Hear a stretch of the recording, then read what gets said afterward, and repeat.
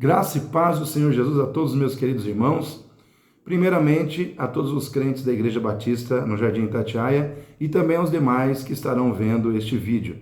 Porque a minha intenção ao fazer esse vídeo não é alcançar somente os crentes da congregação da qual eu sou pastor, mas a todos aqueles que queiram aprender sobre evangelismo. Então, esse vídeo aqui, ele está sendo gravado com uma conotação um pouco diferente. Esse vídeo aqui eu estou gravando ele como se fosse um vídeo treinamento, para ensinar aqueles que querem aprender a cumprir uma das missões mais importantes dadas pelo Senhor Jesus a toda a igreja. Quando eu falo a toda a igreja, eu quero dizer que independente da vocação, do chamado ministerial específico que cada um de nós possa ter, todos nós temos uma missão em comum. E essa missão é a missão de evangelizar. É a missão de trazer vidas ou de trazer almas para Jesus. A gente gosta muito de usar uma expressão, ganhar almas para Jesus. Tá certo, mas eu vejo que quando a gente diz vidas, a gente está, de certa forma, indo mais além. A gente está englobando o homem de forma integral, o ser humano de forma integral.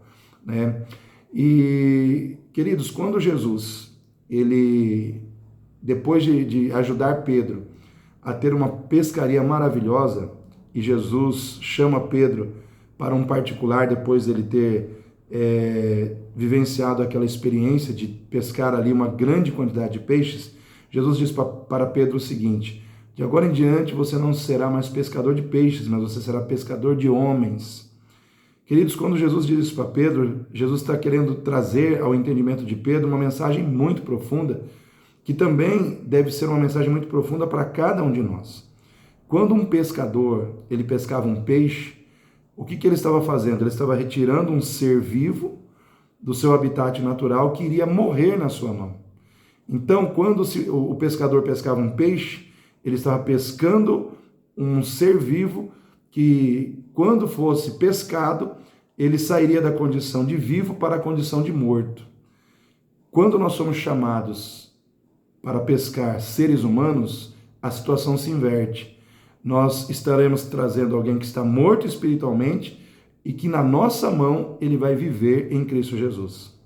Olha que tremendo, queridos. Quando você pesca um peixe, você está tirando um ser que está vivo para morrer. Quando você pesca um ser humano em Cristo Jesus, você está tirando alguém que está morto espiritualmente e que agora vai viver em Cristo Jesus. Isso é profundo. Isso deve ser profundo nas nossas vidas. E todos nós temos esse chamado, o chamado de trazer vidas para Cristo, para que em Cristo elas encontrem vida eterna, vida que não acaba, vida abundante. E só Jesus é capaz de proporcionar essa vida, porque Ele é o doador da vida. Somente Jesus morreu, somente Jesus ressuscitou, está vivo e concede vida a todo aquele que nele crê. Mas, indo adiante, falando um pouco sobre evangelismo. Evangelizar é algo difícil, é algo complicado? Eu digo assim, é difícil e é complicado se você não exercitar, se você não praticar. Tudo aquilo que você não pratica, tudo aquilo que você não exercita, vai ficando difícil de se fazer pela falta de prática, pela falta do exercício prático. Então, como que eu posso evangelizar? Existem várias maneiras. Por exemplo, existem materiais já previamente elaborados para você evangelizar. Vou dar um exemplo. Aqui eu tenho um folheto. Esse folheto aqui ele é muito interessante. Você é convidado a examinar as Escrituras para se arrepender e crer. Então ele chama você a examinar as Escrituras, a experiência do arrependimento e, por fim, a experiência de crer em Jesus. Esse folheto ele é bem didático, ele é separado em tópicos. Por exemplo, o primeiro tópico é a primeira mensagem de Jesus. O segundo tópico, o que não é arrependimento. O terceiro tópico, o que é o verdadeiro arrependimento. O quarto tópico, conhecer a Jesus pessoalmente. O quinto tópico, ninguém nasce cristão. E por fim, o tópico de encerramento, como se arrepender. Aqui é o momento quando você vai explicar à pessoa de forma prática como ela pode vivenciar o arrependimento, e aí você pode fazer o apelo perguntando para ela se ela vai aceitar ou não a Jesus. Quando você usa esse método de evangelismo, de pegar uma literatura já pronta, o que eu aconselho você a fazer? Pegue a literatura e leia, no mínimo 3 vezes, e reflita sobre todo o conteúdo que foi gravado no folheto, que foi inserido no folheto. Porque esse conteúdo ele segue uma sequência mental de exposição. Todo conteúdo previamente fabricado, produzido, ele obedece à sequência da introdução, do meio e da conclusão. Então você precisa entender a ideia sequencial do folheto. E para você entender isso na profundidade, você tem que ler, você tem que meditar no que está sendo exposto, para que você não fique inseguro na hora de expor o conteúdo que está aqui exposto no folheto. Então isso é uma maneira de você evangelizar. Eu, particularmente, pastor Gaudilei, eu criei para mim uma maneira de evangelizar. Eu tenho várias maneiras que Deus me deu de como eu posso evangelizar uma pessoa. E eu gosto muito de uma maneira que eu habitualmente uso, que é mostrar para a pessoa que a salvação ela é fruto exclusivamente do amor de Deus pela vida do homem, em função da sua condição de perdição diante do pecado. Então Deus amou, e porque Deus amou, ele salvou o homem que estava perdido diante do seu pecado, da sua condição de pecador. Então, quando você vai apresentar a salvação como algo que está baseado e fundamentado exclusivamente no amor de Deus pelo homem, você precisa começar essa exposição a partir do Evangelho de João, no capítulo 3,16.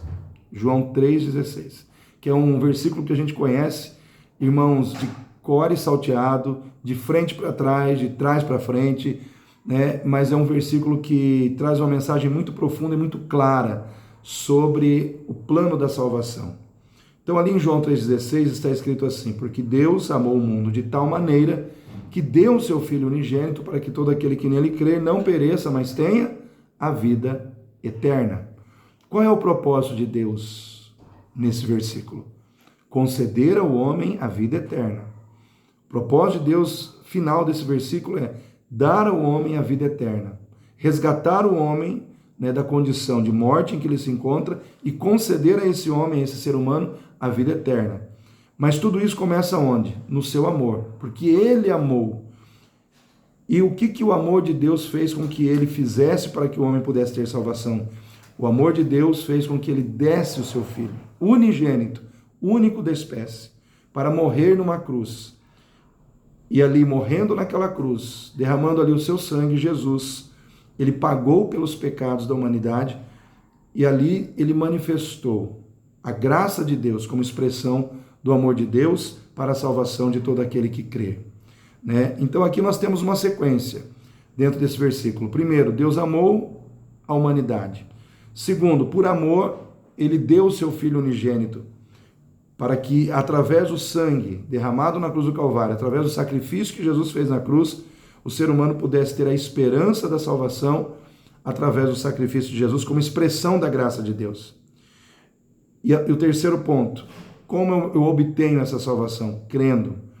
Como que você pode tomar posse de toda a bênção que está sobre o sacrifício de Jesus? Crendo. Porque a promessa da salvação, da vida eterna que está nesse texto, é para todo aquele que nele crer. Crer em quem? Crer em Jesus. Aceitar a Jesus. Entender que Jesus morreu para o perdão dos seus pecados. Então aqui nós temos, só nesse versículo, 4 pontos que nos mostram como nós podemos expor para qualquer pessoa que está sem salvação o plano da salvação, baseado no amor de Deus. Porque existe um engano no coração do ser humano, um engano religioso, de que o ser humano ele precisa se sentir merecedor da salvação. Quando o ser humano ele pensa em salvação, ele pensa logo na seguinte situação: o que eu tenho que fazer? O que eu tenho que fazer para ter a salvação? Eu tenho que fazer boas obras, eu tenho que praticar o bem, eu tenho que ser bom, eu tenho que fazer por merecer, porque geralmente as pessoas elas pensam que a salvação está atrelada ao seu mérito. E é aí que você pode entrar com o segundo versículo, que eu gosto muito de usar também, que é Efésios, capítulo 2, do versículo 8 ao 10, onde nós podemos explicar para a pessoa o seguinte: existe um engano no coração da maioria das pessoas, onde elas pensam que salvação tem a ver com mérito, eu tenho que fazer para merecer a minha salvação. E salvação não é mérito, é graça. Quando Jesus morreu ali, como foi dito em João 3,16, porque Deus amou o mundo de tal maneira que deu o seu Filho unigênito, para morrer por nós numa cruz, ali Deus estava revelando, manifestando a sua graça salvadora. Salvação é graça, salvação não é mérito. Então aí você explica para a pessoa o que é graça. E aí você pode ler para ela Efésios 2, de 8 a 10, que diz assim: pela graça sois salvos por meio da fé. Isto não vem de vós, é dom de Deus. Não vem das obras ou das boas obras, para que ninguém se glorie. Porque somos feitura sua, criados em Cristo Jesus para as boas obras, as quais Deus de antemão preparou para que andássemos nelas. Ou seja, é muito claro, irmãos, o que está aqui nesse texto. Quando você lê ali o versículo 8, de cara já diz assim: pela graça sois salvos, por meio da fé. Então, você de cara você já diz para a pessoa, você entendeu que nesse texto a Bíblia está explicando para nós que é pela graça que nós somos salvos? É pela graça que nós somos salvos, por meio da fé. Ou seja, a graça é a parte de Deus. Quem age com graça? Quem revela a graça? Quem manifesta a graça? Deus. De que maneira? Através de Jesus e, de forma específica, através do seu sacrifício na cruz. Mas qual é a nossa parte? Crer no sacrifício. Né? Pela graça você é salvo, por meio da sua fé. Você precisa crer, você precisa tomar posse pela fé dessa graça na sua vida. Né? Jesus morreu por toda a humanidade. A salvação é um direito adquirido de toda a humanidade. Porém, ela só se torna real na vida daquele que, pela fé, se apodera dessa realidade na sua vida. Então, você pode explicar isso para a pessoa. Olha, a graça de Deus foi revelada em Cristo, mas você precisa crer. E aqui, mais adiante, diz: não pelas obras, para que ninguém se glorie. Aí, então, aqui, essa parte do versículo está confrontando exatamente esse entendimento errado que nós carregamos no nosso coração, pensando no mérito. Aqui já está dizendo, não pelas obras, não pelas boas obras. Porque muitas vezes nós pensamos que tenho que fazer algo para merecer. Se eu conseguisse, pelo meu mérito, pelas minhas boas obras, a minha salvação, Jesus não precisaria ter morrido na cruz. Você concorda comigo? Jesus teria morrido em vão.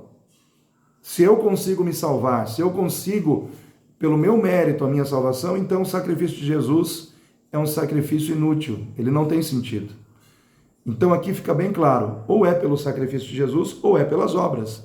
Então está dizendo que é pela graça, é pelo sacrifício de Jesus, e não pelas obras, para que ninguém se glorie, para que ninguém diga, eu consegui porque eu fui melhor, eu fui mais íntegro, eu consegui ser uma pessoa mais boa, né, do que as outras pessoas. Não. Aos olhos de Deus, ninguém é melhor do que ninguém. Todos nós estamos nivelados debaixo da condenação do pecado. Todos nós estamos nivelados debaixo da régua do pecado. Todos nós somos pecadores. Se a salvação fosse por obras, queridos, vamos imaginar aquele que está preso na cadeia. Aquele que roubou, matou, adulterou, só fez coisa errada. Nasceu num ambiente de criminalidade e só aprendeu o crime na vida. Né? Ele nasceu naquele ambiente, ele não aprendeu o que é viver de forma íntegra, foi conduzido muitas vezes a caminhos errados, não tanto porque ele queria, mas porque o contexto onde ele vivia o levou a essa situação. Mas ele está lá preso, encarcerado, cometeu inúmeros crimes. Uma pessoa nessa situação, se a salvação fosse por obras, qual era o pensamento que ela ia carregar dentro de si? Não existe esperança para mim. Eu não tenho condição de me salvar. Porque o que ficaria evidente para ele é que ele não tem mérito algum. Então, por isso, que a salvação de Deus, ela é perfeita, porque ela não privilegia uns e desprivilegia outros, né? Ela não privilegia alguns e deixa outros numa situação muito mais desconfortável. A salvação é para todos que creem. Então, aquela pessoa que está aqui fora, que nunca matou, que nunca roubou, que paga seus impostos em dia, né? Ela tem a mesma condição de ser salva do que como aquele que está na cadeia, que roubou, matou, adulterou, estuprou, né? Aquela pessoa, se ela crer em Jesus, entregar a sua vida para Jesus, se arrepender dos seus pecados, ela tem acesso à salvação pela graça. Como aquele que está aqui fora, se também se entregar a Cristo, arrependendo, né? Se arrependendo da sua condição de pecador, ele também recebe a salvação. Ou seja, a salvação de Deus ela é perfeita, o caminho da salvação de Deus ela é perfeito porque é pela graça. Deus não favorece uns e desfavorece outros. Todos conseguem chegar a Deus pelo mesmo caminho, pela graça de Deus em Cristo Jesus. Então, obras, elas não têm o poder de pagar pecados, né? Obra é obrigação de todo ser humano, é o que está aqui nesse texto. Porque somos feitura sua, criados em Cristo Jesus para as boas obras, as quais Deus preparou para que andássemos nelas. Ou seja, quando Deus criou o ser humano, Ele criou para que o ser humano fosse bom, para que o ser humano fosse justo, íntegro, correto, para que o ser humano fizesse caridade, para que o ser humano fizesse tudo o que é certo. Então, quando o ser humano faz o que é certo, de forma ética, moral, né, praticando bem, o que ele está fazendo? A sua obrigação como ser humano. Então, se ele está fazendo a sua obrigação, isso não tem poder de purificar os seus pecados, né? Então, um caminhão de boas obras não tem o poder de pagar um pecadinho sequer. Mas o sangue de Jesus derramado na cruz, ele tem o poder de pagar um caminhão de pecados. Uma gota do sangue de Jesus apaga todos os pecados da nossa vida, porque é o sangue remidor. Ele tem esse poder de remir, de limpar, de purificar o ser humano dos seus pecados. Então, quando você apresenta, né, o plano de salvação para a pessoa, mostrando que Deus amou o mundo de tal maneira que deu o seu Filho unigênito, e esse ato de Deus em dar o seu Filho unigênito, Jesus Cristo, na cruz do Calvário, para morrer e derramar ali o seu sangue, é ali a manifestação da graça salvadora de Deus. Em contrapartida, quando o homem crê nesse ato e reconhece que Jesus morreu para o perdão dos seus pecados e aceita Jesus como seu Senhor e Salvador, naquele momento a salvação pela graça está entrando na sua vida. Então você pode expor, né, para as pessoas, né, o plano da salvação dessa forma. Então eu estou aqui deixando para você uma ideia de como você pode falar de Jesus para alguém, tá bom? Então eu quero deixar aqui esse rápido treinamento para você, como você pode explicar o plano da salvação baseado no amor de Deus. Então eu quero trazer outros vídeos que vão estar trazendo mais entendimento a você sobre esse tema e outros temas também. Tá bom, queridos? Que vocês possam receber essa mensagem, esse ensino no seu coração e vamos lá, vamos colocar em prática, vamos evangelizar, vamos levar o plano da salvação de Deus em Cristo Jesus para aqueles que estão perdidos. Jesus é o remédio que vai sarar as doenças espirituais de todo aquele que está debaixo da condenação do pecado. Que Deus abençoe sua vida. Fique na paz do Senhor Jesus.